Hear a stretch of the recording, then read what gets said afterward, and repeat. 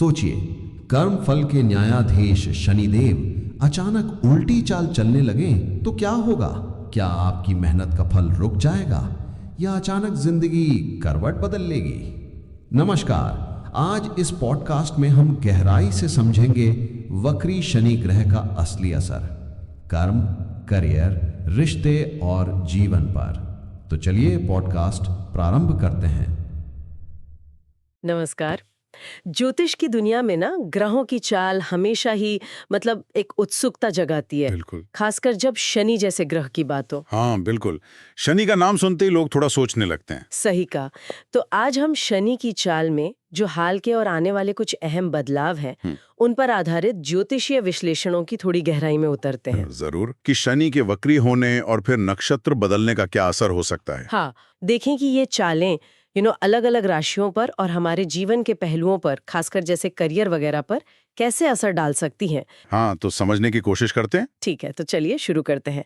सबसे पहले ये शनि की वक्री चाल, जिसे रेट्रोग्रेड मोशन कहते हैं। सुना है आजकल शनि उल्टी चाल चल रहे हैं। ज्योतिष के नजरिए से क्या मतलब है इसका? बिल्कुल। देखिए, ज्योतिषीय गणना के हिसाब से शनि 13 जुलाई से मीन राशि में वक्री हो गए हैं। मतलब पृथ्वी से देखने पर ऐसा लगता है कि वो पीछे की तरफ जा रहे हैं। अच्छा। और ये स्थिति ये चलेगी करीब 28 नवंबर तक। ज्योतिष में वक्री चाल को अक्सर एक ठहराव का समय माना जाता है या फिर पुनर्मूल्यांकन का। पुनर्मूल्यांकन जैसे कि रुक कर सोचना। हाँ, बिल्कुल। या फिर अतीत के मुद्दे, कोई अधूरे काम वो फिर से सामने आ सकते हैं। जैसे कोई चीज बीच में छूट गई हो और अब उसे पूरा करने का एक मौका सा मिल रहा हो। पुनर्मूल्यांकन और अधूरे काम दिलचस्प है। इन स्रोतों में ये भी बताया गया है कि इसका असर साढ़े साती और ढैया पर भी पड़ रहा है। ये साढ़े साती और ढैया थोड़ा संक्षेप में समझाएंगे? बहुत सुनते हैं इनके बारे में। जरूर जरूर। देखिए, वैदिक ज्योतिष में साढ़े साती शनि का एक बहुत महत्वपूर्ण चरण है, लगभग 7.5 साल का। 7.5 साल? काफी लंबा समय। हाँ, लंबा है। ये तब शुरू होता है जब शनि आपकी जन्म राशि से 12वें घर में आते हैं, फिर आपकी राशि में रहते हैं और फिर दूसरे घर में जाते हैं। तीनों घर मिलाकर करीब 7.5 साल। इसे अक्सर कर्मों के हिसाब किताब का समय मानते हैं। जीवन में बड़े बदलाव भी आते हैं इस दौरान। अच्छा, और ढैया? ढैया होता है 2.5 साल का चरण। इसको भी थोड़ी चुनौतियां और सीखने का दौर माना जाता है। समझ गई। तो अब शनि के वक्री होने से इन चरणों पर क्या फर्क पड़ रहा है? फर्क पड़ रहा है। वक्री चाल के कारण क्या हो रहा है कि जो राशियां हाल ही में साढ़े साती या ढैया से निकली थी ना, हाँ हाँ। उन पर इसका प्रभाव फिर से महसूस हो सकता है। एक तरह से रिवाइंड जैसा। जैसे मकर राशि साढ़े साती से निकल चुकी थी, पर वक्री शनि के प्रभाव से उन पर फिर से साढ़े साती जैसा असर आ सकता है कुछ समय के लिए। ओह, तो राहत मिली फिर वापस? हाँ, कुछ वैसा है। और अभी किन पर चल रही है साढ़े साती और ढैया? अभी वर्तमान में कुंभ, मीन और मेष राशि पर साढ़े साती चल रही है।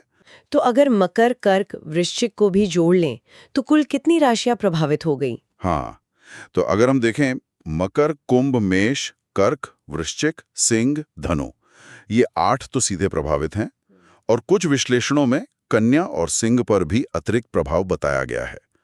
तो करीब 10 राशियां किसी न किसी रूप में इस वक्री प्रभाव में हैं। बाप रे, ज्यादातर राशियां दायरे में हैं।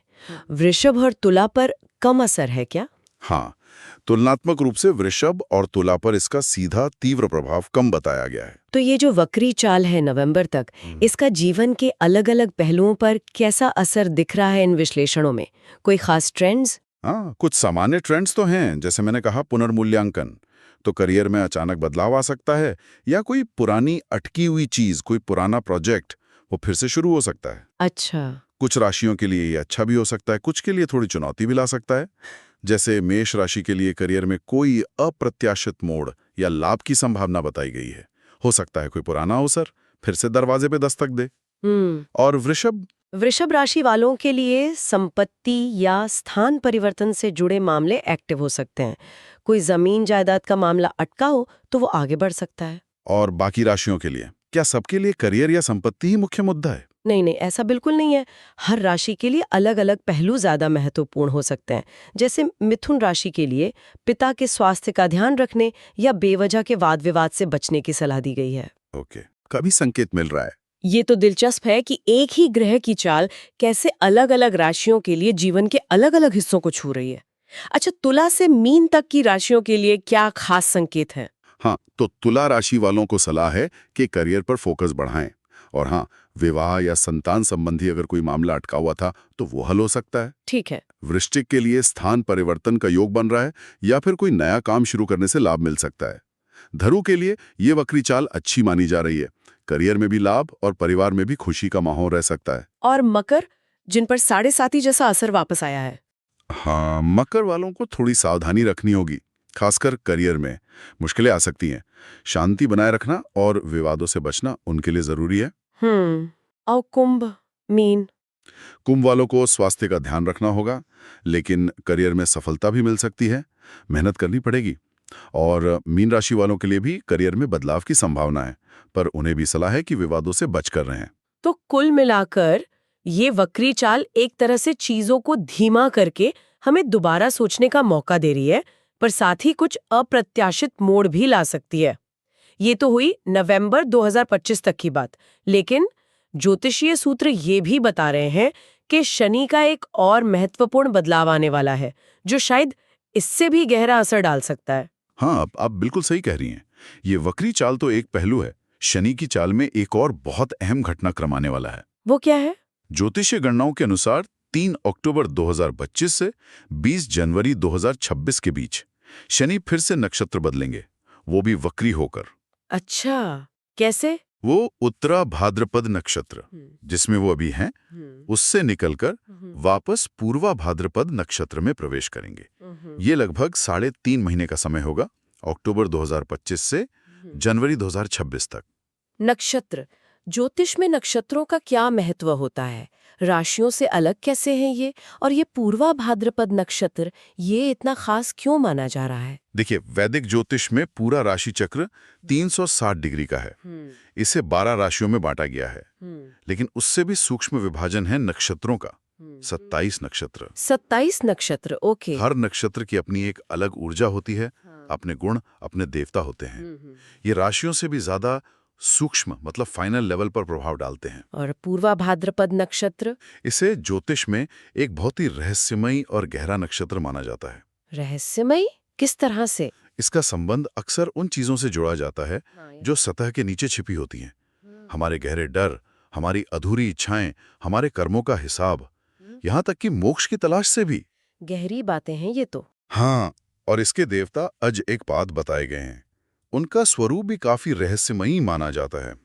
आधा मानवीय, आधा देवीय या पैशाचिक, एक पैर वाला, बहुत गूढ़ प्रतीक है ये। अज एक पाद वाकई रहस्यमयी लगता है। और जब कर्मफलदाता न्याय के देवता शनि इस गहरे और रहस्यमयी नक्षत्र में आते हैं, तब क्या होता है? ज्योतिषीय विश्लेषण क्या कहते हैं? हाँ, यहीं पर बात बहुत दिलचस्प हो जाती है। ज्योतिषीय विश्लेषणों के अनुसार जब न्याय और कर्म के कारक शनि इस पूर्वा भाद्रपद नक्षत्र की गहराइयों में प्रवेश करते हैं, तो वो समय बहुत ही गहन, मतलब इंटेंस, परिवर्तनकारी यानी ट्रांसफॉर्मेटिव और शायद अविस्मरणीय भी हो सकता है। अविस्मरणीय क्यों? क्योंकि ऐसा माना जाता है कि ये नक्षत्र हमें अपनी सच्चाई का, अपने अंदर की परतों का सामना करने पर मजबूर करता है। और शनि जब यहाँ आते हैं तो वो हमसे हमारे जीवन के जो अधूरे अध्याय हैं, चाहे वो रिश्ते हों, अधूरे काम हों या हमारी अपनी कोई दबी हुई आदतें या डर हों, उनका हिसाब मांग सकते हैं। हिसाब मांग सकते हैं।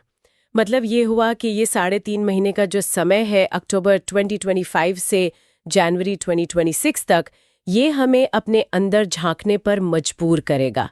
जो चीजें हम देखना नहीं चाहते वो सामने आ सकती हैं। हाँ, कुछ ऐसा ही समझ सकते हैं। इन विश्लेषणों के अनुसार ये वो समय हो सकता है जब हमारे अंदर छिपे डर, हमारी कमजोरियां, हमारी अधूरी बातें, जिनका हमने सामना नहीं किया, वो सतह पर आ सकती हैं। ये तो सुनने में थोड़ा डरावना भी लग सकता है। लेकिन ज्योतिषी दृष्टिकोण ये भी कहता है कि शनि का उद्देश्य हमें सजा देना नहीं होता। उनका काम है हमारी नींव को मजबूत करना, हमें अधिक प्रामाणिक बनाना। हाँ, तरीका थोड़ा तूफानी हो सकता है, जैसे कोई आंधी पुरानी कमजोर चीजों को उड़ा ले जाती है ताकि नई मजबूत इमारत बन सके। तो ये एक तरह से शुद्धिकरण जैसा है। हाँ, कह सकते हैं।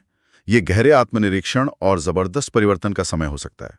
शनियां हमें रियलिटी चेक दे सकते हैं। ये तो वाकई काफी गहरा प्रभाव लगता है।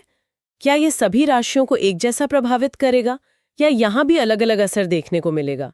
क्या कुछ मुख्य थीम्स बता सकते हैं जो इस दौरान उभर सकती हैं, जैसा कि विश्लेषणों में बताया गया है? देखिए, प्रभाव तो हर किसी पर पड़ेगा क्योंकि ये एक बड़ी ज्योतिषीय घटना है, लेकिन शायद हर किसी के जीवन के अलग अलग क्षेत्र ज्यादा फोकस में आएंगे।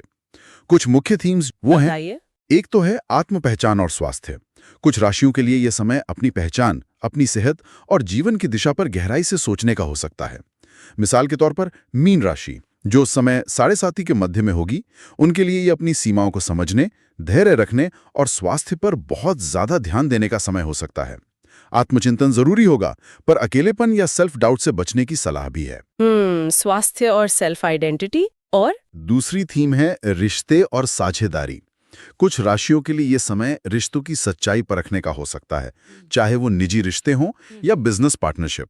जैसे कन्या राशि के लिए साझेदारी में ईमानदारी और अनुशासन की मांग बढ़ सकती है।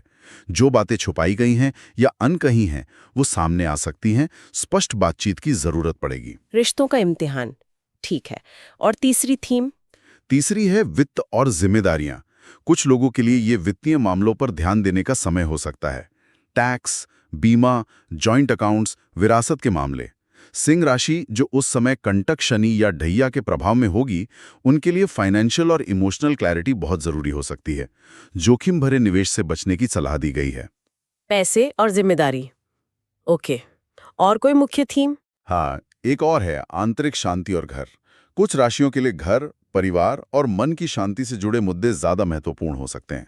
जैसे धनु राशि के लिए घर या परिवार से जुड़ी जिम्मेदारियां अचानक बढ़ सकती हैं, या घर में किसी बड़े बदलाव या मरम्मत की जरूरत महसूस हो सकती है। मन के पुराने विचारों को कबाड़ की तरह साफ करने का भी ये समय हो सकता है। तो ऐसा लग रहा है कि ये नक्षत्र परिवर्तन हमें जीवन के जो बुनियादी ढांचे हैं, हमारा शरीर, हमारे रिश्ते, हमारा पैसा, हमारा घर, हमारी सोच, इन सब पर दोबारा गौर करने के लिए प्रेरित करेगा। ये सिर्फ बाहरी घटनाओं के बारे में नहीं है, बल्कि अंदरूनी बदलाव के बारे में ज्यादा है। बिल्कुल सही पकड़ा आपने। ये शनि का पूर्वा भाद्रपद में गोचर, जैसा कि इन विश्लेषणों में बताया गया है, ये बाहरी दुनिया से ज्यादा हमारे अंदर की दुनिया को झिंझोड़ने वाला हो सकता है।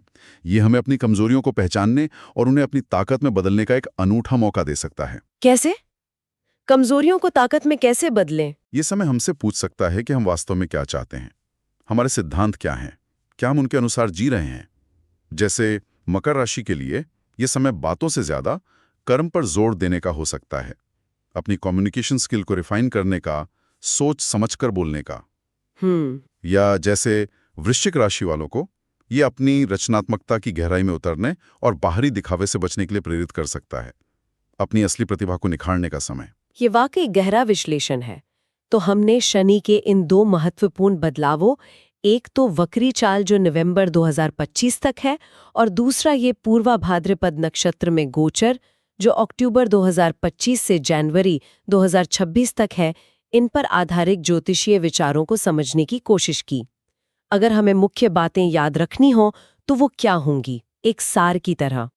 संक्षेप में कहें तो ज्योतिषीय सूत्रों के अनुसार शनि की वक्री चाल जो नवंबर तक है, एक तरह का पॉज एंड रिव्यू का दौर है। यहाँ करियर और जीवन में अप्रत्याशित मोड़ आ सकते हैं, और साढ़े साती ढैया का प्रभाव कुछ राशियों पर अस्थायी रूप से बदल सकता है। ठीक है। इसके बाद अक्टूबर 2025 से जनवरी 2026 तक शनि का पूर्वा भाद्रपद नक्षत्र में गोचर एक ज्यादा गहरा, एक ज्यादा आंतरिक परिवर्तन का चरण हो सकता है।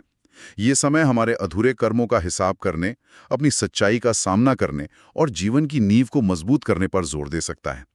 हाँ, ये प्रक्रिया थोड़ी चुनौतीपूर्ण लग सकती है, लेकिन इसका उद्देश्य हमें मजबूत बनाना है। और जाते जाते सुनने वालों के लिए कोई एक विचारणीय बात जो इन विश्लेषणों से निकलकर आती हो, कुछ सोचने के लिए? हाँ, एक बात जरूर है, शनि के इन गोचरों को ज्योतिष में सिर्फ चुनौतियों के तौर पर नहीं देखा जाता, बल्कि इन्हें आत्मविकास के, सेल्फ ग्रोथ के बहुत शक्तिशाली अवसर के रूप में भी देखा जाता है। तो विचार क्या है? विचार ये हो सकता है, अपने जीवन के उन पहलुओं पर थोड़ा गौर करें जहां आप कहीं ना कहीं अधूरा या अटका हुआ महसूस करते हैं। क्या कोई ऐसा रिश्ता है जिसे और स्पष्टता की जरूरत है? क्या कोई ऐसी आदत है जिसे आप वाकई बदलना चाहते हैं? क्या कोई ऐसा डर है जिसका आप सामना करने से कतरा रहे हैं? ज्योतिषीय दृष्टिकोण से देखें तो शनि का ये आने वाला समय, खासकर वो पूर्वा भाद्रपद वाला, इन्हीं अधूरे अध्यायों को पूरा करने और पहले से ज्यादा मजबूत बनकर उभरने का एक निमंत्रण हो सकता है। ये आत्ममंथन शायद आगे का रास्ता साफ कर दे। बहुत खूब, ये वाकई सोचने वाली बात है। इस गहन और रोचक चर्चा के लिए आपका बहुत बहुत धन्यवाद। धन्यवाद। उम्मीद है इस बातचीत से शनि के इन बदलावों और उनके संभावित प्रभावों को ज्योतिषीय नजरिए से समझने में मदद मिली होगी। प्रिय दर्शकों, अभी आपने ये पॉडकास्ट सुना। अगर ये बातें आपके मन को छू गईं, तो लाइक और शेयर करना ना भूलें और ज्योतिष के सटीक विश्लेषण और जीवन बदलने वाले उपायों के लिए भाग्य ज्योतिष केंद्र को सब्सक्राइब कीजिए, क्योंकि यहाँ हर ग्रह के राज आपके भविष्य के लिए खुलते हैं।